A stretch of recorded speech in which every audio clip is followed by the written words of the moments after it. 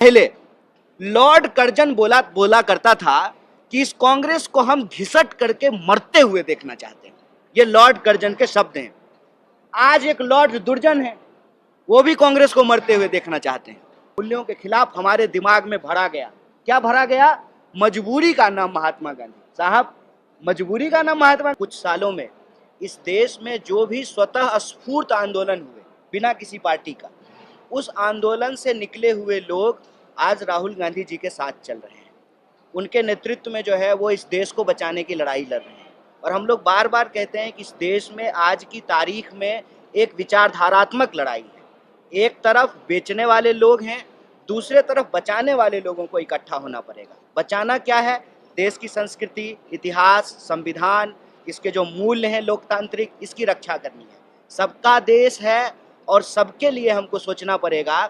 देश के नाम पे दोस्तों की जो राजनीति हो रही है ना, दो चार दोस्तों की, उससे क्या है कि सत्ता का भी केंद्रीकरण हो रहा है, धन का भी केंद्रीकरण हो रहा है और इस गलत नीति के चलते ही बेरोजगारी बढ़ रही है। इसीलिए हम इस देश के बेरोजगार नौजवानों से अपील करते हैं कि जय जवान के तहत इस देश में जो लोग आर्मी की सेवा करना चाहते थे, जिनकी नौकरी हो गई और उनको जो है नियुक्ति पत्र नहीं दिया गया, जो रिक्तियां हैं 10 लाख से ज़्यादा केंद्रीय जो विभाग हैं उसमें, राज्यों में जो रिक्तियां हैं, तो मैं इस देश के नौजवानों से भी अपील करता हूं कि आत्महत्या करने की जरूरत नहीं है।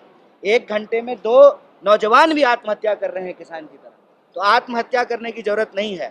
भूख से और बेकारी से तड़प कर मरने की जरूरत नहीं है। अगर मरना ही है तो अपने हक और अधिकार के लिए संघर्ष करके जो है अपनी जो है बलिदान देना है। तो युवा जुड़ रहे हैं, भारी संख्या में जुड़ रहे हैं और ये तथ्य के आधार पर मैं आपको कह रहा हूं कि युवाओं के किसी भी प्रोटेस्ट को जानबूझ करके जो है नहीं दिखाया जाता है।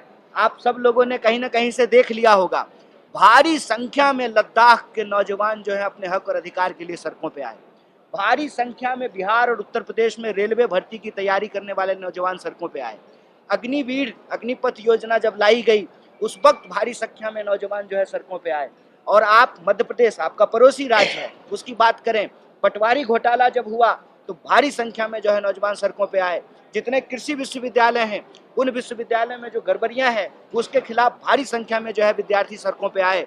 और इन आंदोलनों में, स्वतः स्फूर्त आंदोलनों का जो चेहरा है, जो इसमें काम करने वाले लोग हैं, कहीं ना कहीं उनको एक व्यक्ति पे भरोसा दिख रहा है। वो व्यक्ति है राहुल गांधी। इसीलिए हम लोग कह रहे हैं जब देश में बह रही हो अन्याय की आंधी, न्याय के लिए लड़ रहे हैं राहुल गांधी। और हर नौजवान जो न्याय चाहता है, जो चाहता है कि इस देश में प्रेम हो, मोहब्बत हो, भाईचारा हो, एकता हो, वो तमाम लोगों को एकजुट होकर के साथ आने की जरूरत है और साथ लोग आ रहे हैं। अगर इंडिया गठबंधन इतनी कमजोर थी तो क्यों इंडिया के जो अलायंस पार्टनर थे उनको हर हाल में भाजपा अपने साथ लाना चाहती थी? मैं आपको बस एक चीज का याद दिलाना चाहता हूँ।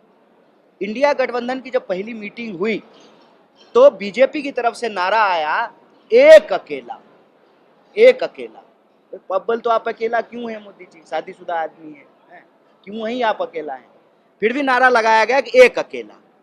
फिर आनन फानन में जो एनडीए कहीं खो गया था, मोदी जी के उस प्रचार के बीच में कहीं गुम हो गया था, तो जो है फिर से एनडीए की आनन फानन में बैठक बुलाई गई। और आप 28 पार्टी कह रहे हैं, 28 पार्टी से ज्यादा पार्टियों को जो है आमंत्रित किया गया एनडीए की बैठक में, और उससे मन नहीं भरा। इंडिया अलायंस बोलते रहे, अटैक करते रहे, इंडिया बात पे बोलते रहे और कोशिश करते रहे कि कैसे कांग्रेस के नेताओं को और इंडिया गठबंधन की दूसरी पार्टियों को अपने साथ लाया जाए। मैं मानता हूं कि अगर ये इतने मजबूत हैं तो इनको ये सब करने की क्या जरूरत है? इसका मतलब ये मजबूत नहीं है।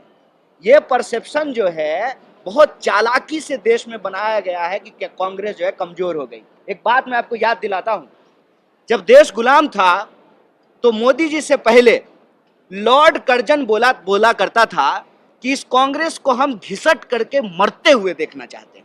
ये लॉर्ड कर्जन के शब्द हैं।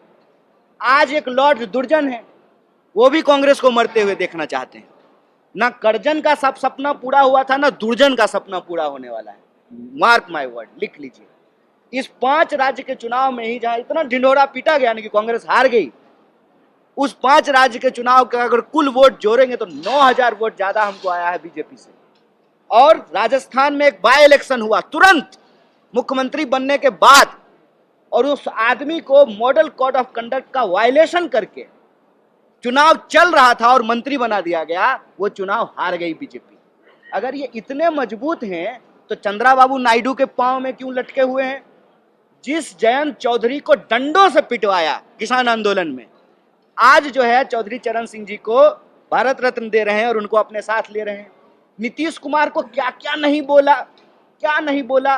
व्यक्तिगत जो है चरित्र पे उंगली उठाई, घोटालेबाज कहा, मर्डरर कहा, और आज वो जो बीजेपी का नेता है, बीजेपी का प्रदेश अध्यक्ष, वो मुरेठा बांध करके घूम रहा था, अब जो है उनके बगल में शपथ ले रहा है। इतनी मजबूत है बीजेपी, ये सिर्फ झूठ बोलने में मजबूत है। कांग्रेस पार्टी जो काम करती है, और कांग्रेस पार्टी जहां तक है, अगर वो संगठित होकर के इस परसेप्शन की वॉर को लड़ने लगे, बीजेपी कहीं नहीं टिकेगी। और एक बात याद रखिएगा, बड़ी चालाकी से इस देश में एक साजिश रची गई है। धीरे धीरे धीरे करके एक संगठित अपराध के तहत गांधी और गांधी के मूल्यों के खिलाफ हमारे दिमाग में भरा गया। क्या भरा गया? मजबूरी का नाम महात्मा गांधी। साहब, मजबूरी का नाम महात्मा गांधी होता है, मजबूती का नाम महात्मा गांधी होता है। आज के डेट में एक दरोगा के सामने किसी को खड़ा होने की हिम्मत नहीं होती है, और जो है जिस साम्राज्य का सूरज नहीं डूबता था, उसके सामने वो आदमी बिना जो है हथियार के खड़े हो गए, सत्य और अहिंसा के दम पे। ये तब भी अंग्रेजों से नहीं लड़े थे, और ये आज भी। और प्रधानमंत्री जी के सामने जैसा कि पिताजी ने भाषण दिया पार्लियामेंट में, क्या कहा? जो इतिहास नहीं पहचानते हैं वो खत्म हो जाते हैं। नहीं पहचाने थे आप इतिहास। 1942 के भारत छोड़ो आंदोलन में आरएसएस ने हिस्सा नहीं लिया था, और आज भी आप इतिहास नहीं पहचान रहे हैं अगर आप मोदानी के साथ खड़े हैं। देखिए, ताकतवर के साथ खड़ा हो जाना ना इतिहास बनाना नहीं होता है, कमजोर के साथ खड़ा होना इतिहास बनाना होता है। और ये देखिए, पूरा तंत्र लगाए हुए हैं एक व्यक्ति राहुल गांधी के पीछे। एक तरफ कहते हैं कि उनके पास कुछ है ही नहीं, उनकी पार्टी कमजोर हो गई है, जनता उनके समर्थन में नहीं है, तो सारा का सारा तंत्र उनके पीछे क्यों लगाए हुए हैं? ED, CBI, media, narrative maker, सारा तंत्र एक आदमी के पीछे क्यों? क्योंकि न्याय की ताकत होती है ना, कि अन्याय का अंधेरा कितना भी घना क्यों ना हो, एक दीपक से जो है ना उस अंधेरे का मुकाबला किया जा सकता है। मैं कह रहा हूं कि ये पूरी तरह से परसेप्शन मैनेजमेंट है कि कांग्रेस खत्म हो गई, या कांग्रेस खत्म हुई कांग्रेस के नेताओं को ले रहे हैं आप।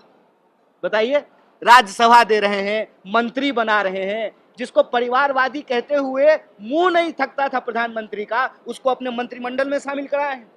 ज्योतिरादित्य सिंधिया जब कांग्रेस में थे तो परिवारवादी थे, और वहां जाकर के समाजवादी हो गए हैं। ये बेईमानी हमारे आंख के सामने हो रहा है। मैं कहता हूं, कांग्रेस जो है वो इस देश की पार्टी है। देश के लोग जब इससे दूर हो जाते हैं तो थोड़ा कमजोर हो जाती है। देश के लोगों को जब अपना हक और अधिकार याद आता है, इसमें शामिल होते हैं, तो ये मजबूत हो जाती है। कांग्रेस पार्टी का इतिहास, एक बात याद रखिएगा, किसी व्यक्ति का और किसी विचारधारा का इतिहास नहीं है। इस देश के आधुनिक इतिहास के साथ कांग्रेस का इतिहास कदम से